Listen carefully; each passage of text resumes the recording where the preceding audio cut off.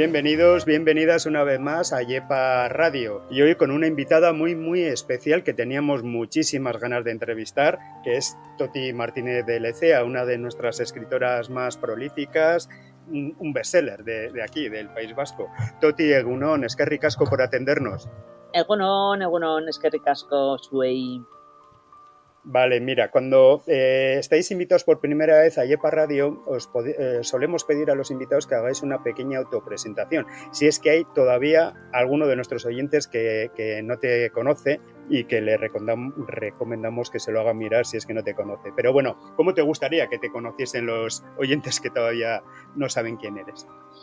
Pues como una persona normal, como una mujer normal, que ya tiene unos años.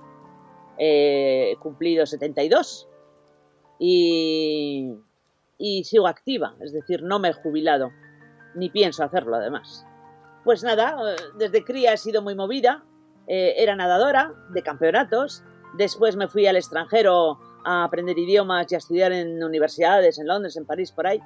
Después volví, me casé con un bilbaíno que conocí en Alemania, nos fuimos a vivir a Francia y al final acabamos aquí en Larrabetzu, que es un pueblo precioso, cerca a 15 kilómetros de Bilbao, Euskaldun, y tenemos una casa vieja y un jardín. Y bueno, pues además de hacer traducciones y de hacer teatro y de hacer tele, durante 5 años estuve haciendo programas en ETV hasta que me echaron. Pues ya con 50 años me puse a escribir y aquí estoy. Sí, que además eres una de las escritoras con más ventas, ¿no? Y por lo menos con la que más libros ha escrito aquí del País Vasco. Pues sí. Sí. Mira, hoy veníamos a hablar, yo quería hablar hoy esta... Ay, disculpa, que no te he oído, disculpa que te interrumpí. Soy muy exagerada y entonces cuando me pongo a hacer algo lo hago a lo bruto.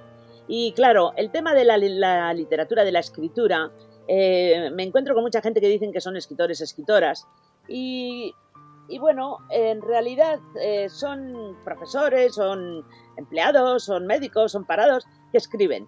Pero para dedicarse a la escritura y vivir de la escritura hay que meter horas, pero todos los días, no solo los fines de semana. Y claro, una vez que decidí dedicarme a esto, pues son 8 horas, 7, 10, en fin, las que me tocan. Y me suelen decir que saco muchos libros, pero bueno, a ver, cobramos el 10% del precio del libro, lo cobramos al año siguiente, es decir, lo que yo te venda hoy lo voy a cobrar en marzo del año que viene. Y bueno, el año que viene a lo mejor cobro algo, pero ¿qué cobraré al siguiente año si no tengo nada más? Porque esto va a toda leche, ¿no? Pues eso. Entonces hay que estar... Es como un albañil. Un albañil no puede poner 4 ladrillos y tirarse un mes para poner otros 4, porque de eso no vive. Sí, pues en esto es lo mismo. Estás en ello y tocas. Para escribir hacen falta 3 cosas o 4. Una es tener imaginación, pero esa viene dada. O sea, no hay mérito. O naces o no naces con imaginación. Después, en mi caso concreto, haber leído muchísimo, porque no hay título de escritor o de escritora, no hay título, tienes que hacértelo tú solo. ¿Y cómo? Pues leyendo. Y luego tener algo que contar, porque escribir por escribir tampoco me interesa a mí personalmente. Y lo último, pues meter horas, y ya está, y no tiene más misterio este tema. Por cierto, ¿qué tal va el último libro tuyo, la editorial, que además trata en parte de lo que tú nos acabas de comentar ahora mismo, ¿no? Bueno, pues bien. Lo que pasa es que como todo el año pasado hemos estado encerrados, no ha habido presentaciones, no ha habido la Soca de Durango, no ha habido charlas, no ha habido posibilidades, pues bueno, pues va. Y luego, por otro lado, ten en cuenta que la base de, ¿cómo te diría yo? Para ser conocido a nivel nacional, ¿no? Porque aquí en casa, pues bien, pero fuera de aquí hace falta tener una distribuidora potente que coloque tus libros. Y luego, bueno, si además trabajas con una editorial potente, pues bueno, ellos ya se encargan. Pero yo trabajo con una editorial de tamaño medio, de Donosti, con la que estoy encantada de la vida, porque conozco a todos los integrantes, a todos los trabajadores, porque discuto con ellos lo que queremos hacer, lo que no queremos hacer, porque me hacen caso, cosa que con otras editoriales que he trabajado no me han hecho. En fin, una serie de cosas. Pero eso tiene como consecuencia el que un libro mío salga aquí. Ahora empiezan a salir por ahí, pero ha tardado 20 años, mientras que otros en un año ya han salido. Yo no, yo he ido poquito a poquito y estoy encantada, te juro que estoy encantada. O sea, a mí la parafernalia esa de bestseller, pues no me va, no me va. Los lectores que he conseguido a lo largo de todos estos años los he conseguido aquí, sacando libros, trabajando, sin más, trabajando. Y no hay más historias. Y la editorial, pues es un libro que quería sacarme de la manga hacía tiempo, porque resulta que yo escribo novela del género histórico, entre comillas, porque que está depreciado por los expertos y los grandes autores. Eso no es novela, eso no es literatura. Bueno, pues que se lo digan a Tolstoy, no lo sé, ¿no? Que se lo digan a Robert Graves, que se lo digan a Víctor Hugo, que lo que hacían no era literatura, porque situaban sus tramas en épocas anteriores a la suya, a la propia, que es lo que hago yo. Hago una trama y la sitúo en una época pasada porque me interesa esa época pasada. ¿Por qué? Primero, porque si no sabemos nuestra historia, o la historia en general, mejor nos callamos. Y segundo, porque así aprendo. O al revés, primero aprendo y después esto. Pero las tramas son mías. A veces utilizo personajes conocidos, pero muy raramente. Y en la editorial lo que quería era demostrarme a mí, primero que puedo escribir, bueno, que claro que puedo escribir una novela la que me dé la gana. ¿Queréis crímenes? Oh, que funciona la novela negra. Pues vamos a matar a unos cuantos y a ver si averiguáis quién es el asesino o la asesina antes de que yo os lo cuente. ¿Que queréis sexo? Vale, pues vamos a meter sexo también. ¿Queréis intriga política? Vamos a meter intriga política. Y intriga empresarial y familiar. O sea que están tocados todos los pitos. Sin más. Y del mundo que yo conozco, que es el mundo editorial, el mundo literario, que la gente cree muchas veces que es el autor o la autora con la fotito, con el librito, ¿no? Y que va, detrás hay un mogollón de cosas y no siempre buenas, por cierto. Pues muy bien, ahora que yo he encargado ya el libro en la librería, en cuanto lo tenga, lo termine de leer, pues me gustaría otra entrevista.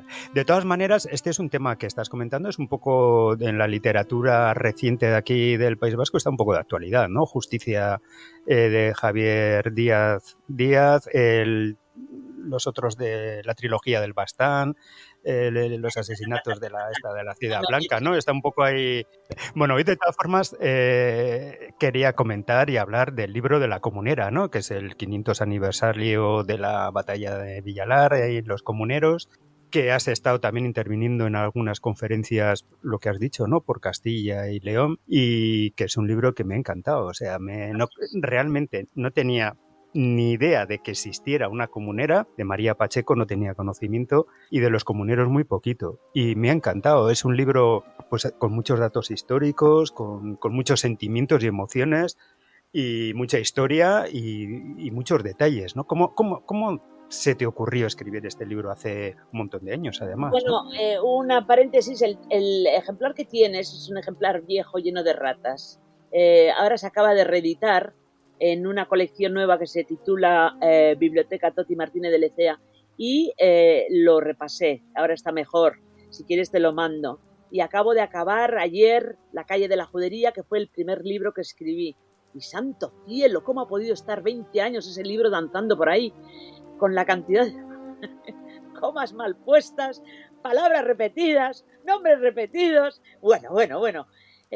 Así que te mandaré la comunera versión nueva, que es la misma, pero simplemente que las comas en su sitio y las palabras repetidas. Pues se me ocurrió, porque yendo con mi marido a ver un monasterio en Ávila o por ahí, paramos en un pueblo a tomar un bocadillo y ponía Plaza de los Comuneros y mi marido hizo un comentario: seguro que aquí nadie sabe quiénes son. Y yo pensé, Padilla, Bravo y Maldonado. Pero al volver a casa, pues fui y busqué información. No había mucha, había 2 o 3 libros que compré. Y en principio la idea era hablar de Padilla, o de uno de ellos, ¿no? El protagonista. Pero leyendo la documentación me encontraba de vez en cuando con María Pacheco. Y ya está. Muy poco, pero de vez en cuando. Así que empecé a buscar a María Pacheco y apenas la encontré. oficialmente hay medio folio escrito sobre ella, en los archivos hay medio folio, pero encontré a un señor que estaba muy interesado en la familia de los Mendoza, que tenían castillo, palacio en Tendilla, Guadalajara, y con él había recopilado las cartas del padre de María, que fue embajador de Fernando el Católico en el Vaticano y fue nombrado gobernador, regente, como le quieras decir, de Granada, una vez conquistada Granada, y este hombre escribió 700 cartas a lo largo de su vida que están recogidas. En esas cartas sobre todo habla de política, pero de vez en cuando se le escapa algún detalle de la familia. Y así pude saber que María se llamaba María López de Mendoza y Pacheco, y que eligió el apellido Pacheco porque en el siglo XVI todavía se podía elegir un apellido de los 4. Y que además que era rebelde, que le había quitado la palabra a su padre durante un año, que ella quería casarse con un noble y le habían casado con un hidalguillo de segunda. En fin, ese tipo de cosas que es lo que me ayuda a mí a hacer la novela, ¿no? Luego, aparte de eso, pues buscar cómo vestía la gente. Pues bueno, hay cuadros, casi todos religiosos, pero los personajes, pues María, los apóstoles, están vestidos con los trajes de la época. Luego comidas, buscar en especial, pero eso lo hago con todas las novelas, probar algunas de las comidas que pongo, no todas, pero alguna, hacerla yo y a ver a qué huele, ir a los lugares para ver por dónde se movía el personal, en fin, y pues así fue saliendo María, la comunera, ¿no? Una mujer que fue ignorada y que ha sido ignorada.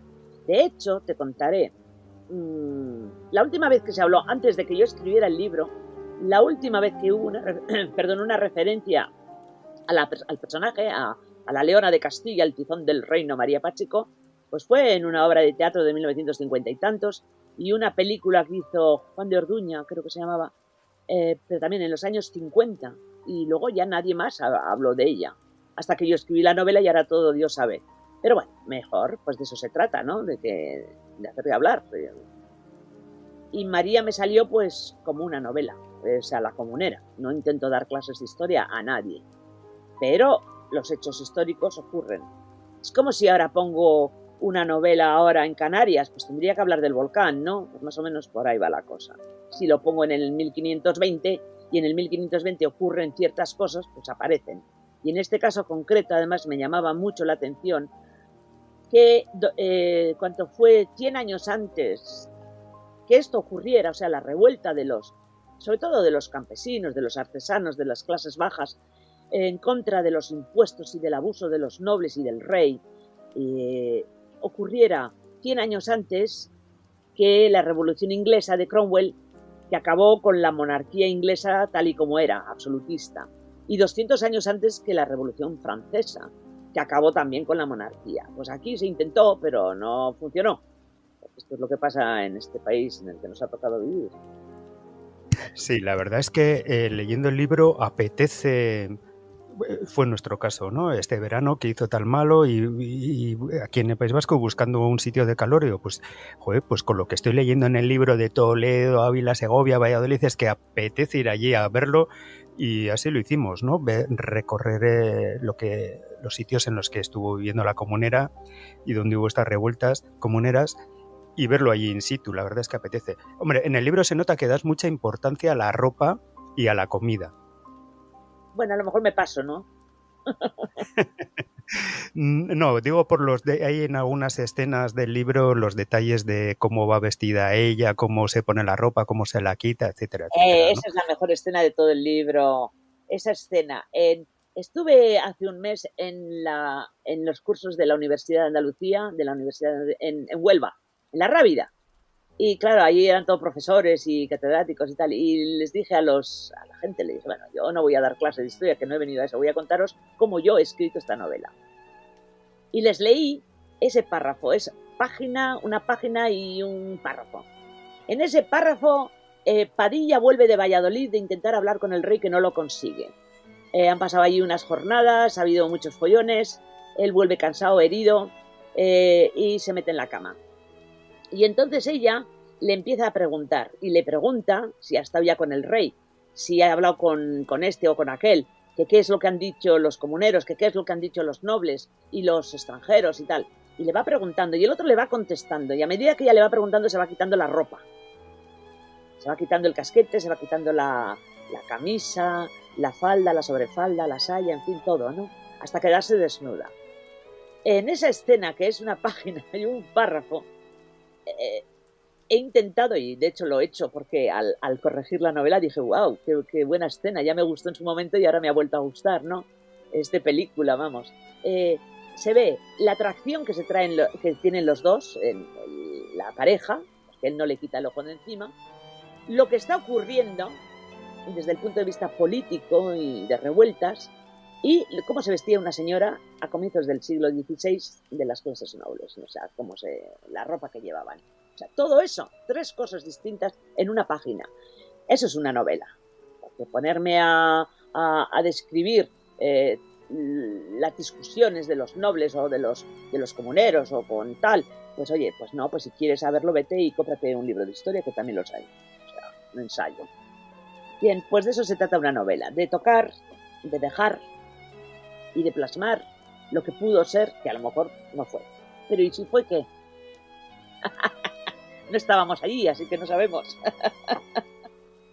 Sin embargo, ya es así, pero bueno, también haces un par de resúmenes en un par de páginas de lo que es la base del conflicto, ¿no? de estas luchas comuneras, aparte de este detalle. De todas maneras, a mí me sorprendió muchísimo y, oye, el nivel cultural que tenía María Pacheco, y cuando van a Toledo, las reuniones intelectuales o literarias o que tenían entre las mujeres con las que se rodeaba, pero un nivel intelectual pues muy alto, porque accedían a libros recientes y que todavía son de actualidad.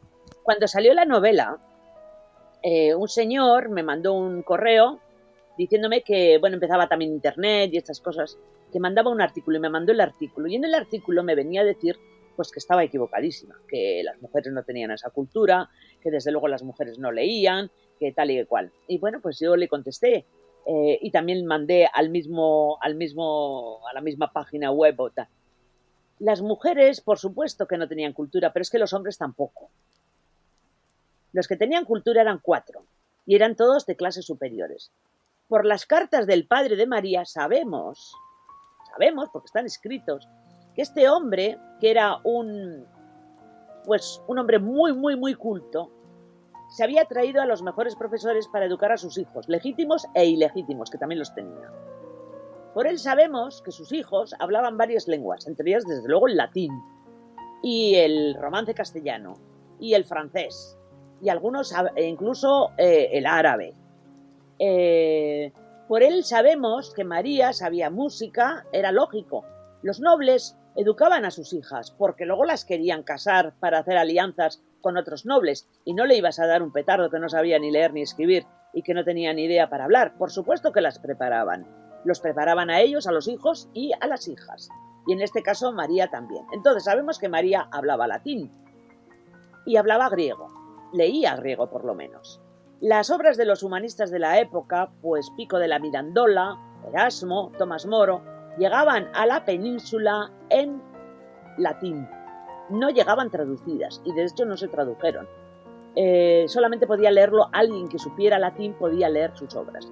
Padilla no sabía latín, ella sí. Entonces, ¿quién leyó esas obras? ¿Quién comentó con su marido, pues eso, lo que venía ahí? Eso por un lado. Por otro lado, las señoras de Toledo, que en ese momento estaba la corte allí, las señoras de Toledo, que eran todas duquesas, marquesas, condesas y demás, pues le pasaba lo mismo que a María, también eran cultas. Y se sabe, y eso me lo dijo una catedrática de literatura, que había un grupo de señoras en Toledo en esa época que tenían una biblioteca, cosa extraordinaria. A ver, cuando hablamos de biblioteca no hablamos de 4.000 volúmenes, a lo mejor hablamos de 100 o de 50, claro, eso, pero que tenían acceso a los libros, bueno, sí, a los libros, que llegaban de Europa o que se editaban en Castilla o en el Reino, vamos.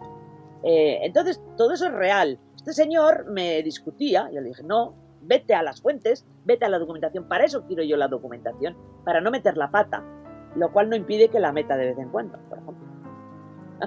Por ejemplo, te hago un ejemplo sin más. Corrigiendo la calle de la Judería, hay una escena en la que ocurre en una plaza, que se llama la Plaza del Campillo, que está delante de la catedral. Ahora ya no está porque con las obras de la catedral pues lo han barrido todo, ¿no? El caso es que cuando hace unos años fui a ver las obras, me invitaron, el arquitecto me iba explicando, estaba la catedral y luego me iba explicando, aquí había unos silos, aquí había unas casas, aquí había... Y yo miraba y decía, ¿y la plaza? Y la plaza, y dice, no había plaza. Y yo, ¿cómo que no había plaza? Que la he puesto yo en una novela, que he vivido yo esa plaza, que he jugado en esa plaza. Y dice, no había plaza. De hecho, no había plazas. Las casas se construían pegando a las iglesias. O sea, no había lo que consideramos ahora plaza, ¿no? Bueno, pues ahora en la corrección de la calle de la Judía he quitado la plaza. Por supuesto que he quitado la plaza. No se puede cambiar, no se va a poder. A otro vale. Lo degollaba, como era, lo arcaba, a uno lo arcaba. Pero resulta que luego te enteras después que solamente se ahorcaba a los plebeyos. A los que ya tenían cierta categoría se les degollaba. Vaya. Por ejemplo, en la Comunera, ¿qué cuadro tenemos en la mente? ¿Qué figura tenemos en la mente? Un cuadro que se pintó siglo y pico después, en el que aparecen Padilla esperando que le corten el cuello. Y se ve pues el cadáver de Maldonado y de Bravo. Pues resulta que te lees la historia y no fue así, porque solamente degollaron a Padilla y a Bravo. Maldonado lo degollaron a la tarde, no a la misma hora ni en el mismo momento. Y además ese Maldonado que degollaron no era el Maldonado importante, era un primo. Porque el Maldonado importante se había escapado, luego le pillaron, pero se había escapado, y entonces pillaron al primo, que se apellidaba igual, y lo degollaron a la tarde. Son detalles, vamos a ver. Tú vas a leer una novela y no te vas a estar fijando en todos esos detalles, pero yo, que la estoy escribiendo, necesito estar segura de lo que escribo, ¿no?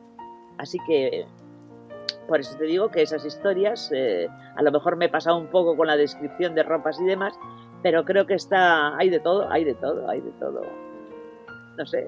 No, bueno, para mi gusto no te has pasado. Lo único es un complemento, ¿no? La pareja en sí mismo es un complemento un poco a la inversa de lo establecido políticamente correcto, ¿no? En este caso ya es la más culta y de familia más noble que él, que es menos noble, menos culto, ¿no? Es que Sin embargo, era una pareja, por lo que transmites, que se complementaban, ¿no?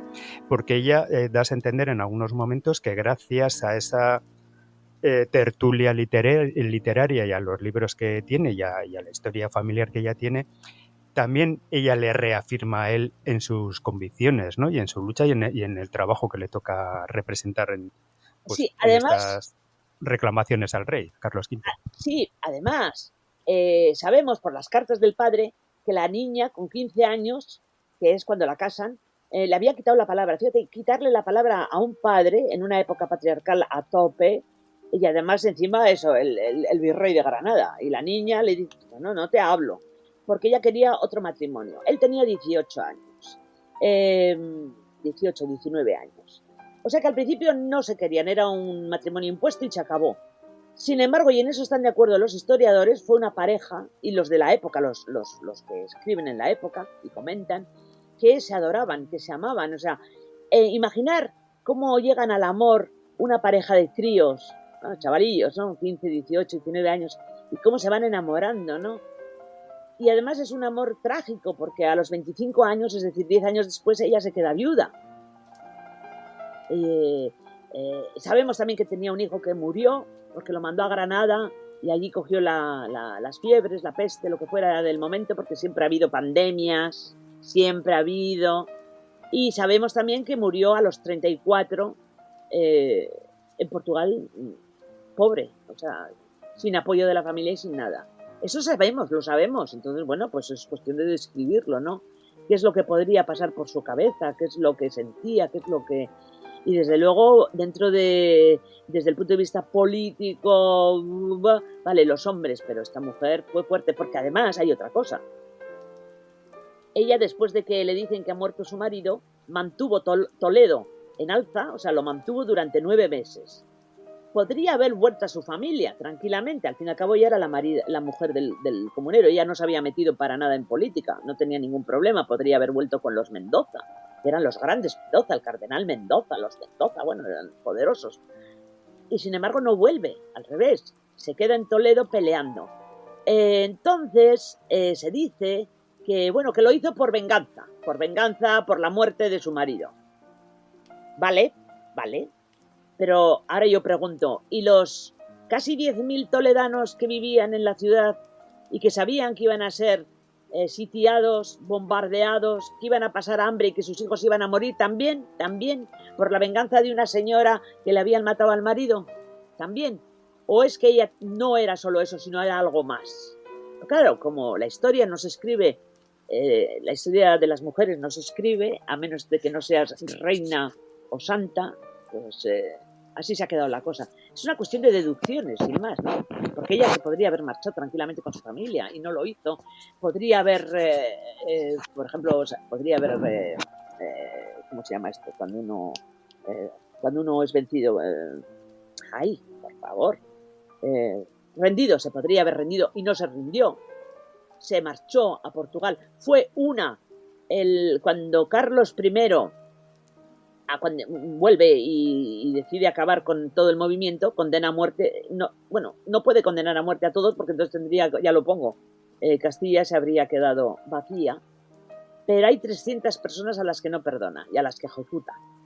Todos, ya te digo, zapateros, carpinteros, frailes menores, impresores, pues gentes así, artesanos. Y hay solamente 2 nobles en esa lista, y uno es el conde de Salvatierra de Álava, y otro es María, a los que no perdona. Al conde de Salvatierra lo cogen y al final lo meten en una cárcel y lo matan, y María, que se larga y muere allí en Portugal, pues ya te digo, apoyada por los que se han exiliado, que no tienen un duro tampoco, y bueno, sin más. Así que no me invento tanto, ¿eh? Sí, lo cierto es que es un antecedente de lo que puede ser el feminismo, esta mujer. En el libro transmites, no sé si por licencia literaria o con base histórica, que realmente al final el apoyo es de las mujeres, ¿no? La Saida, la cuidadora, la hermana que le ayuda en parte al final, y es el entorno de la mujer y luego los fieles de su marido, pero que ella se rodea de las mujeres. Y por otro lado me llama la atención el poco reconocimiento que tiene en Castilla, León, ¿no? Ya te cuento que desde el año 50 hasta que yo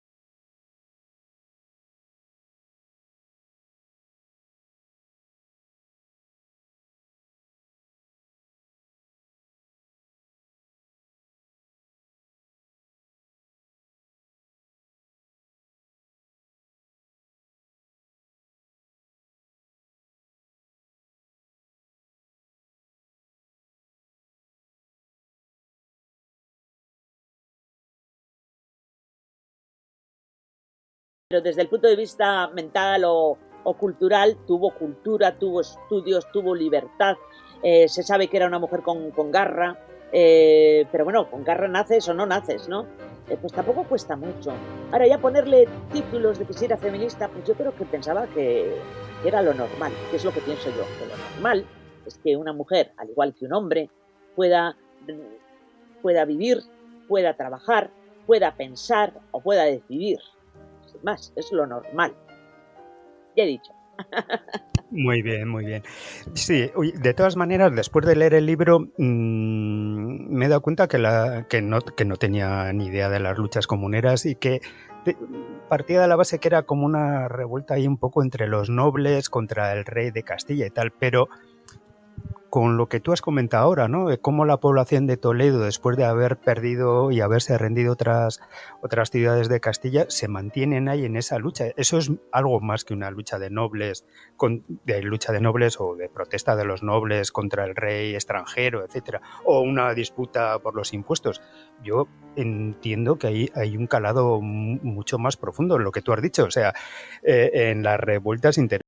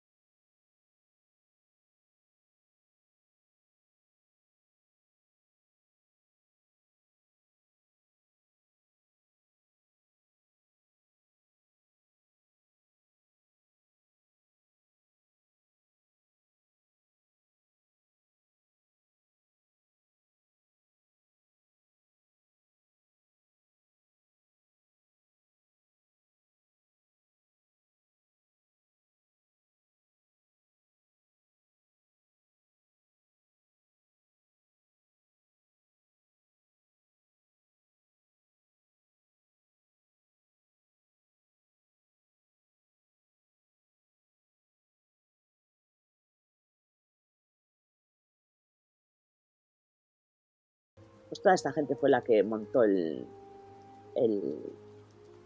la revuelta. Y el impresor Serrano es uno de los personajes. A mí me encantó este hombre, ¿no? Todo lo que comentas de él, todas sus aventuras, como entiendo que es un reflejo de lo que has comentado, de las clases populares que también les tocó vivir ahí.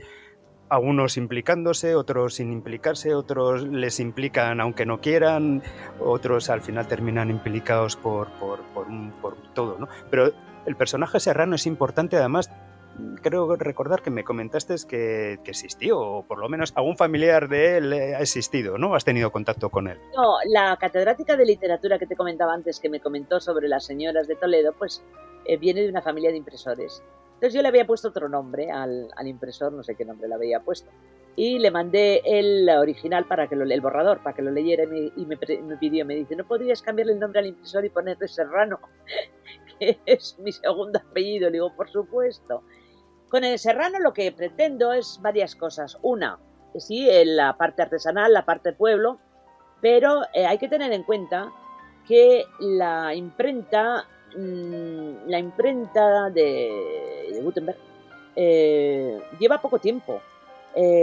A comienzos del siglo XV empiezan a montarse las imprentas en el reino y está controlada por los nobles y por la iglesia, sobre todo por la iglesia, que es la que controla qué es lo que se publica, para que no vaya en contra de la moral. Por eso no se traduce a Erasmo, por ejemplo, porque Erasmo está rechazado por la Iglesia Católica, entonces no se traduce. Se traen los libros de tapadillo. Era un tema muy interesante. Y por otro lado, de alguna forma lo emparentaba intelectualmente con María, ¿no? Pues al ser él el que saca los libros, también es un tío que sabe leer, ¿no? Y también la última parte, cuando él lee el escrito de María, por supuesto ese escrito no existe, es mío, pero también es cierto que un impresor italiano que se llamaba Monuccio dejó escrito que si los textos o los escritos de María Pacheco hubieran sido publicados, estaría al nivel de los grandes escritores. Es decir, ella escribió. ¿Qué pasó con lo que escribió? Pues mira, probablemente o se perdieron los escritos, o ella misma los quemó, o los quemaron sus familiares para que no quedara rastro de sus pensamientos o de sus ideas, o cualquier día aparecen en los anaqueles de un convento por ahí perdido, que siempre están apareciendo documentos, no se sabe.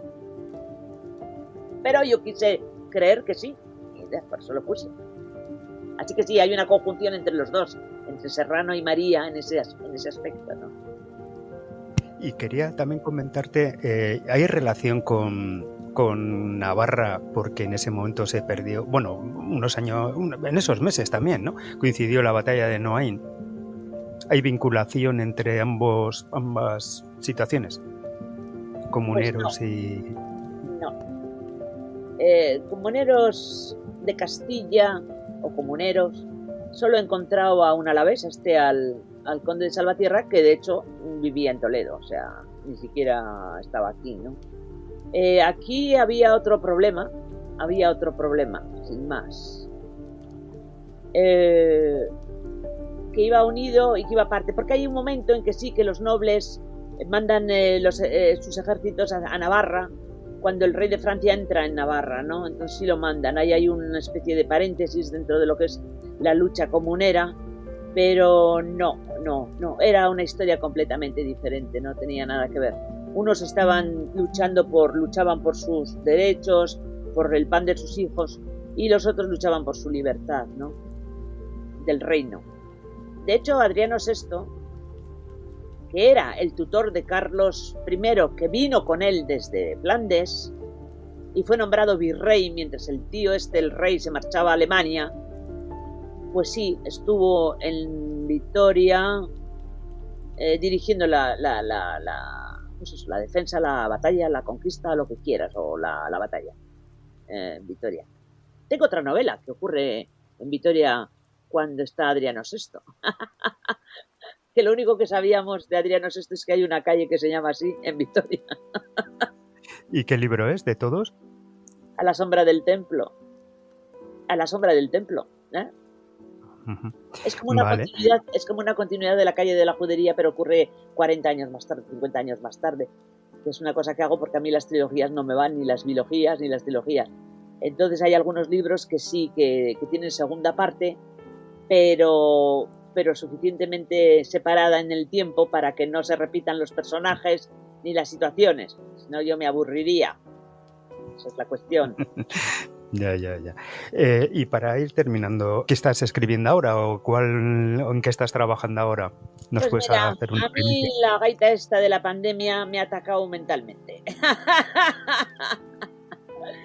No he escrito una línea en todo el año, pero ni una. O sea, por primera vez en toda mi vida he estado un año tocándome las narices. Bueno, no tocándome las narices. He estado leyendo a Manta. Me he visto óperas, que me gusta la ópera, pero claro, una ópera de 3 horas, pues hombre, o te sientas a verla o no la ves. Me las he visto. Me he metido en temas de películas. Me he visto todas las películas en blanco y negro de Frank Capra y bueno, y luego series. Me conozco todas las series del mundo, de todos los países. Pero bueno, que no me las veo enteras, ¿eh? Que 100 capítulos las va a ver otro. No, me veo me leo los 2 primeros capítulos, el medio y el final, leo la sinopsis, miro si es de algún autor o es guión original, si es de un autor, qué autor es, qué libros ha escrito. Dentro de esas series y de esas películas he visto bodas, he visto tradiciones, he visto arquitectura, paisajes, y entonces me he ido luego a buscarlos, ¿no? Pues esa es la ventaja que tiene el internet, ¿no? Que hay una historia de amor en un pueblo en Turquía, por ejemplo, y este pueblo, ¿qué pueblo es? Entonces ahí lo busco. Entonces me estudio la historia del pueblo, dónde está situado, costumbres del pueblo y tal. Bodas, sé cómo se casa todo Dios en el mundo. En Nigeria, en Polonia, en Corea. Bien, pues todo eso es información que se va metiendo en la cabeza. Y ahora acabo de acabar el número 6 de Nur, que es una colección que tengo para chavales de 7 a 11 años, que ya no quería escribir más porque Nur es mi nieta. Mi nieta, cuando sus padres se fueron a China a trabajar, se llevaron a la niña. No tengo más nietas. Me quedé un poco desolada. Entonces mi hija me dijo que escribía un libro y tal, y yo pues un poco, pues que no, y al final sí, escribí un libro para que no se olvidara de los Kitty a mamá y del pueblo y de los amigos, pero tuvo tanto éxito que escribí otro y otro y otro, y ahora acabo de entregar el número 16, pero la criatura ya tiene 22 años, a punto de cumplir 22 años está, y ya no me inspira, pero bueno, como me lo pedían, pues lo he acabado. He corregido la judería, que ya te digo que ha sido una cosa, ha sido como un ¡guau! Y no es una cuestión de humildad, pero es una muy buena novela. Por la trama, ¿eh? Por lo que ocurre, por los personajes. Pero ya te digo, vamos, horrorizada estaba.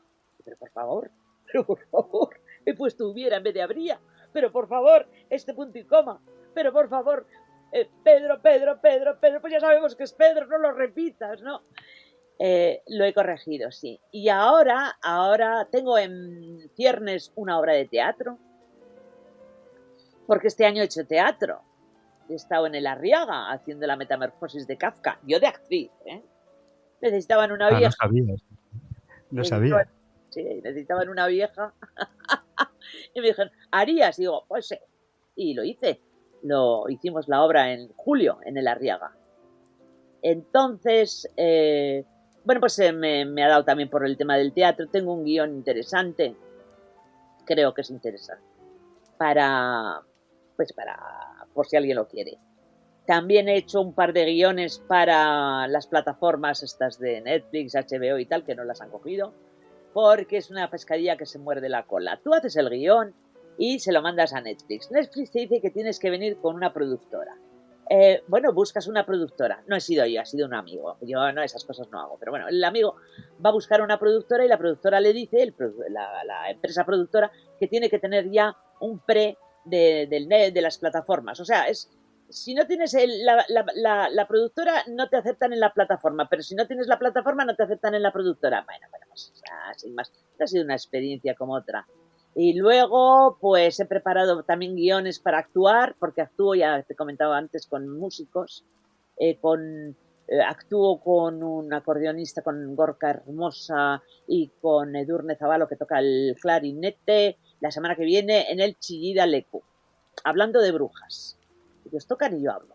Pero luego aparte tengo también en Irún, a mediados del mes que viene, otra con un luthier que construye instrumentos medievales, que los saca de los pórticos de las iglesias, vamos, los copia, y luego los construye, y los toca, y los canta. Entonces canta música de trovadores. Y nos vamos a Irún, ya lo hemos hecho varias veces. Él canta, yo hablo, ¿de qué? Pues del Camino de Santiago, pero del mío. Y luego tengo... O sea, que estás a tope, pero a tope. Muy, o sea, has dicho que te has pasado un año del confinamiento sin hacer nada, pero no has parado. Es increíble.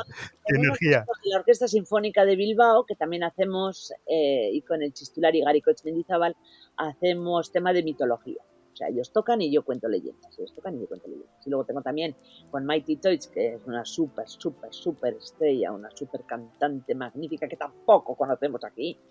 Vamos, conocemos pocos, que es fantástica. Pues con ella también hago cosas hablando pues de mujeres o de historia o de lo que nos piden. Pues como muy divertido, la verdad. Y luego tendré que empezar con la novela del año que viene, porque este año ya no me da tiempo, pero para primavera del año que viene querría sacar una novela nueva. ¿De qué? Pues me lo estoy pensando. Por ejemplo, tengo una pequeña historia que es Los grafitis de mamá, que son un monólogo de una ama de casa de 60 años o más. Bien, pues ahora estoy pensando en hacer una chufla también, o sea, una cosa así en plan humorístico, de una mujer de mi edad que decide, un día se levanta y, bueno, piensa, ha trabajado, ha sido buena esposa, buena madre, buena abuela, ha trabajado, ha atendido la casa, ha atendido a sus padres y tal. Bien, ya está bien. Y va un día y dice, pues adiós, me voy. ¿Cómo que te vas? Pues me voy. Y se va de la casa, se acabó. Y se va. ¿A dónde se va? Pues ya lo pensaré, a divertirse. Bien, también tengo otra, porque tengo una serie empezada de historias de la Guerra Civil, que no son de la Guerra Civil, que ocurren durante la época de la Guerra Civil, que no es lo mismo. O sea, no aparecen bandos, ni batallas, ni militares, pero aparece gente de a pie como nuestros padres, nuestros abuelos, que tuvieron que andar entre miedos, bombardeos y hambre. Bueno, pues tengo ya dos, pues una tercera. Luego también tengo una que me encantó escribir, dos que me encantó escribir, pero que son de tipo mitológico, Enda e Itún, y que no han tenido mucha repercusión porque la gente dice, no, si va de dragones no lo quiero. Y yo, vale, pues vale, pero luego me estás hablando, se te llena la boca de mitología. He hecho con esas novelas lo mismo que hizo Homero. ¡Wow! ¿Pero qué dice esta tía? ¡Wow! Bien, Homero, cuando escribe la Ilíada, tiene oído lo de la batalla de Troya, lo tiene oído, no hay ningún escrito sobre ella, pero le llegaría como nos ha llegado tanto la literatura oral, ¿no? O sea, le llegaría por bardos, por los poemas o por lo que fuera. Y sitúa su historia en Troya. Troya se creyó que no existía hasta que en el siglo XIX un arqueólogo alemán aficionado encontró Troya. Ah, pues resulta que sí existía. En la época de Homero, por supuesto que existía. Pero la batalla famosa ocurrió 300 años antes de que él naciera. Vale. ¿Qué hay real en esa historia? Pues el lugar, la lucha entre griegos y troyanos por el paso de los Dardanelos, ¿no? el Bósforo. Y nada más. Porque todos los personajes, esos que creemos que son míticos y que existieron, Aquiles, Ulises, Homero, Príamo, Helena, París, pues es que se los inventó este hombre y su escuela. Escribían entre muchos. Y otra cosa que no se inventó fueron los dioses. Los dioses que aparecen en la Odisea y en la Ilíada y en la Odisea, hablan. Tienen sus relaciones, tienen sus batallas, tienen sus amores, inciden en las vivencias de los humanos. Pero es que en esa época, en la época de Homero, la gente creía que era verdad, que existía el Parnaso y que existía pues estos dioses. Y lo que yo he hecho con estas novelas es situar la historia en el siglo VI, en nuestra tierra, cuando todavía no estaba cristianizada, y las gentes creían que había una diosa que tenía varias casas, y las gentes creían que existían los dragones que iban al poniente y por eso el cielo se volvía rojo, y creían en los gigantes y en los gentiles que habían enseñado a los seres humanos a labrar la tierra, a utilizar la rueda de molienda y el arado. Claro que lo creían, lo creían. Si en la Ilíada los dioses hablan, ¿por qué no van a hablar en mi novela? ¿Por qué no? A ver, ¿por qué no? Claro, ¿por qué no? Sí, y sí. guerras y batallas, que hay que poner batallas y tal, pues claro que sí. ¿Qué batallas?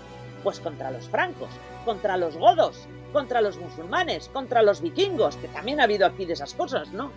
Solamente que como licencia literaria, pues la batallita que pongo en cada una de las novelas, pues la ganamos, oye. Es que ya está bien, ¿no? Siempre perdiendo batallas, ¿no? Muchas gracias, Toti, por atendernos, por esta conversación que se me queda corta. Estaría horas y horas hablando contigo, escuchándote. Perdona, y... te corto. Sí. Mi padre decía que tenía un problema en la respiración, que yo tenía un problema en la respiración. Y cuando preguntaban, pues tiene asma, tiene bronquios o algo, dice, no, tiene que callar de vez en cuando para coger aire. Él decía que yo me tenía que callar para coger aire, porque no dejaba de hablar. Es que me encanta. Así que una delicia hablar contigo, querido. No, gracias a ti. Y igualmente. Y de todas formas, ya te prometo que en cuanto reciba el libro de la editorial me lo lea, me gustaría volver a hablar contigo otra vez para que... Sí, hablaremos del libro y demás temas. Oye, también la historia de la señora, la abuela, la madre, la mujer, la jefa, todo, que a los 60 años se va a vivir la vida. Esa historia también me interesaría, ¿eh? Me interesaría conocer a esa señora. Oye, ya he cumplido. Vale. He cumplido con todo. Ya los hijos están crecidos, los nietos están crecidos, el marido pues está bien, está todo pagado, no tenemos deudas. Entonces, bueno, ¿y ahora qué hago yo aquí? Voy y me voy. ¿A qué? ¿A qué te vas? Pues me voy a disfrutar, a viajar por donde quiero, a estar con gentes, a bailar, a follar si hace falta. En fin, que no veo yo por qué no. Claro que no, sí. Porque eso de, así, sí. Abuela, ¿qué tal estás? No.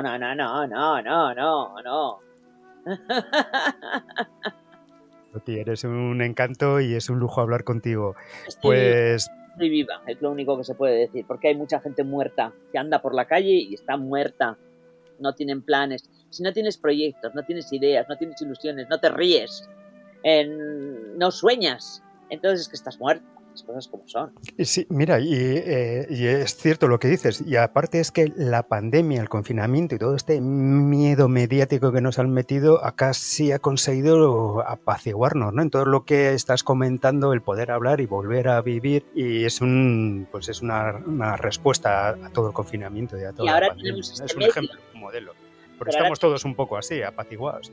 Ya, pero imagínate nuestros abuelos, que no tenían radios, o que no tenían teléfono siquiera. Ni por supuesto ni televisión ni nada. Y nuestros padres que tampoco tuvieron, bueno, y yo de joven que tampoco tenía ni internet ni nada. Ahora podemos hablar, ya te digo, ayer estuve hablando con gente de Colombia, Argentina y Chile. Bueno, ¿eso cuándo se podría hacer? Antes, nunca. O sea que tampoco es que estemos tan aislados, las cosas como son. Y lo que hay que impedir ante todo y sobre todo es el miedo. El miedo domina la tierra. A lo largo de la historia ha sido el miedo. Por miedo las gentes se han callado, por miedo han obedecido, por miedo han sido dominados, por otros que no lo tenían, así de claro. Y no solamente no tenían miedo, sino tampoco tenían escrúpulos. Me vuelve a llamar este. Nada, atiende y quedamos. Perfecto, Toti, pues muchas gracias, un abrazo. Igualmente, querido, nos vemos hasta cuando quieras. Vale. Vale, agur, gracias. Es que ricasco.